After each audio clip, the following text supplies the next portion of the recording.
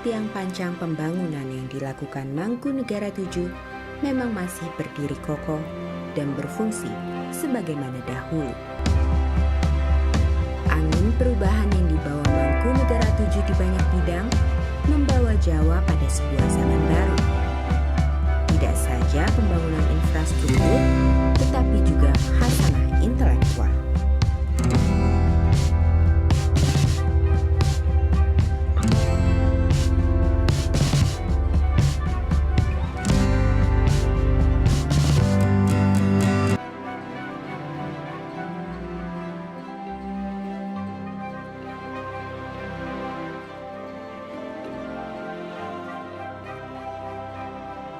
Taman-taman ini merupakan wujud dari serangkaian kebijakan pembaharuan wilayah Mangkunegaran di masa silam.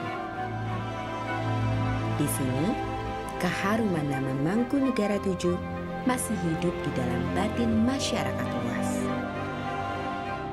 Hingga hari ini, tiang-tiang pancang pembangunan yang dilakukan Mangkunegara 7 memang masih berdiri kokoh dan berfungsi sebagaimana dahulu. Angin perubahan yang dibawa Mangkunegara 7 di banyak bidang membawa Jawa pada sebuah zaman baru. Tidak saja pembangunan infrastruktur, tetapi juga khasanah intelektual. Mangkunegara 7 memang cukup fenomenal dalam catatan sejarah Jawa. Ia yang bernama kecil Raden Mas Suryo Suparto ini lahir pada 12 November 1885 dari rahim seorang Garwa Ampil Mangkunegara V. Ayahnya, Mangkunegara V, tutup usia pada 1896, tepat ketika Suryo Suparto berusia 11 tahun. Di masa belianya, Suryo Suparto telah mengambil sebuah jalan hidup yang kelak sangat menentukan karakternya. Di usia 16 tahun, ia memutuskan keluar dari kehidupan bangsawan kadipaten.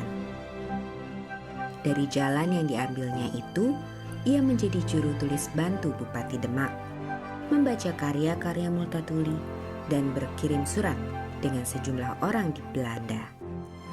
Pada 1909, Suryo Suparto juga menjadi penerjemah untuk Residen Solo G.F. van Wyk.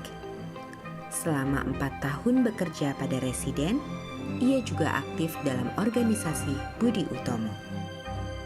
Budi Utomo adalah organisasi pemuda yang bergerak aktif dalam memajukan pendidikan di Jawa dan Madura. Setelah mendapat dukungan dari Residen van Wyk, Suryo Suparto bersama Pangeran Hangabei yang kemudian hari menjadi pimpinan tertinggi Kasunanan Surakarta dengan gelar Pakubuwana 11 berangkat ke negeri Belanda. Di sana, Suryo Suparto belajar di Fakultas Kesusastraan Timur Universitas Leiden. Di Belanda, Suryo Suparto menulis beberapa kisah perjalanannya untuk dikirimkan kepada Volkslecture, yang kemudian hari menjadi penerbit Balai Pustaka. Selain itu, ia juga pernah menerjemahkan beberapa syair karya pujangga India Rabindranath Tagore. Pada 1915, Suryo Suparto kemudian masuk Angkatan Militer Belanda sebagai perwira cadangan. Ia menjalani karir militer hingga meraih pangkat setingkat Letnan II. Pada 15 Mei 1915, Suryo Suparto pun pulang ke Tanah Jawa.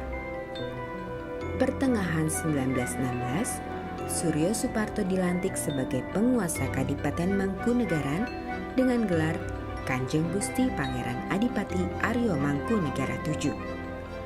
Ia menggantikan pamannya Mangkunegara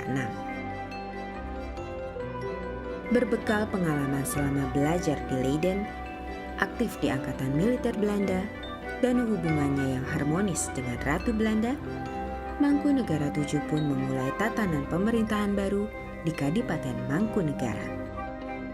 Memang Mangkunegara 7 cukup dekat dengan Belanda, lalu kemudian kedekatannya dengan Belanda itu setelah dia memimpin dipakai untuk pembangunan orang Mangkunegara, wilayah Mangkunegara.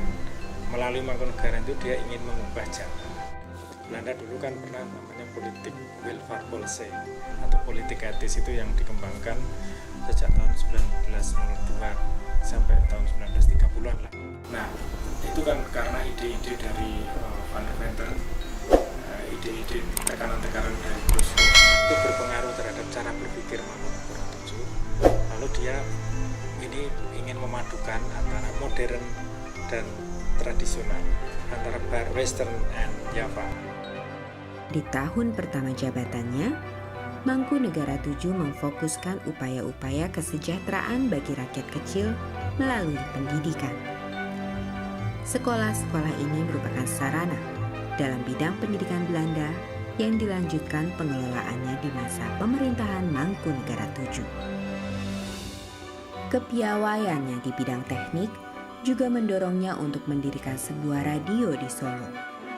Melalui radio yang diberi nama Solosche Radio Vereniging ini, ia menyiarkan pidato Ratu Belanda Wilhelmina pada 1927. Kemudian, Mangkunegara VII pun dikenal sebagai Bapak Penyiaran. Het verheugt mij bijzonder dat dankzij de welwillende medewerking van de Engelse autoriteiten dit Nederlandse kwartier in de Mangkunegara VII juga mengembangkan budaya intelektual dengan cara mendirikan lingkar studi kebudayaan dan filsafat. Pada 1919, ia mendirikan sebuah organisasi yang bergerak di bidang kebudayaan atau yang dikenal dengan nama Java Institute. Lembaga ini bertujuan untuk memajukan perkembangan kebudayaan mencakup Jawa, Madura, dan Bali. Java Institute merupakan cikal bakal pembangunan Museum Sono Budoyo di Yogyakarta. Pembangunan pusat-pusat kesehatan ini juga diberi ruang oleh Mangkunegara VII ketika berbagai wabah penyakit seperti kolera dan pes menjalari hampir sebahagian besar penduduk Mangkunegara. Demi memberantas penyebaran wabah penyakit tersebut, Mangkunegara VII menginstruksikan agar penduduk Surakarta berganti atap dari rumbia menjadi genteng. Untuk mendukung rencananya ini, ia mendirikan sebuah pabrik genteng di Kampung Kemiri, Karanganyar. Pada 1936, fasilitas mandi cuci kakus atau yang dikenal dengan nama Ponten Ngebrusan juga didirikan sebagai upaya meretas wabah penyakit menjalar di daerah Mangkunegara. Selain mendorong pendidikan dan kesehatan, Mangkunegara VII juga mendorong produksi pangan. Di antaranya dengan meningkatkan produksi pabrik-pabrik gula dan perbaikan sistem irigasi. Selain beberapa infrastruktur untuk masyarakat umum, Mangkunegara VII juga melakukan pembaharuan di lingkungan Pura Mangkunegara. Pembaharuan tersebut mewujud pada bentuk administrasi, perubahan arsitektur, dan properti Mangkunegara. Kalau dampaknya lebih modern, Mangkunegara VII itu lebih modern. Dan waktu itu sudah ada pesta dansa di Mangkunegara karena menyambut Presiden Belanda zaman dulu. Terus dan Mangkunegara VII kawin dengan putrinya HB7. Jadi keseniannya juga waktu itu mencampur. Pendidikannya ini tari, di bidang tari ya. Jadi tarinya itu lebih modern ya, artinya dicampur dengan Jogja. Orang punya kesan bahwa budaya Jawa itu kan feodalistik. Mangkunegara VII itu ingin mengubah image bahwa ada proses demokratisasi kebudayaan keraton. Sehingga dulu yang namanya wayang wong misalnya di Jogja itu kan hanya bisa sakral sekali, hanya dilihat oleh keluarga istana. Mangkunegara mengubah wayang wong itu kemudian bisa dilihat oleh rakyat.